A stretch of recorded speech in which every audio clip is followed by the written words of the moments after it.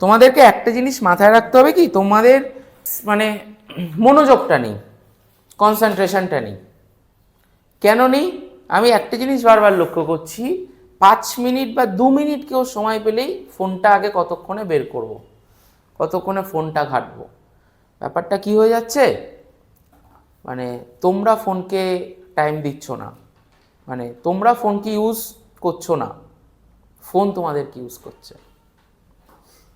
Phone যদি তোমাদেরকে use করে, তোমাদেরকে রোবট বানিয়ে দিচ্ছে, ওর মতন করে তোমরা চলছো। ফোন ঘাঁটতে কাউকেই কখনো বারণ করা হয় না।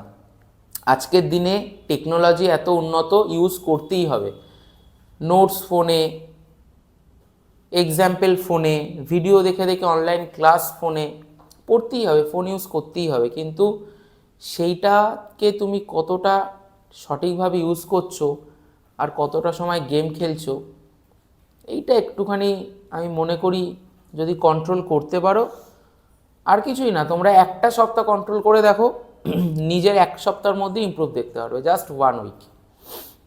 কিন্তু এটাই যদি অ্যাডিক্টেডে পরিণত হয়ে যায়, খারাপ নাম্বার পাওয়া থাকে, ভগবান এসে নাম্বার দিলেও হবে না, পারবে না, কারণ নাম্বার তো আর ভগবান দেবে না, টিচারই দেবে। তাই ভগবান চাইলেও আর তোমাকে নাম্বার দিতে পারবে না।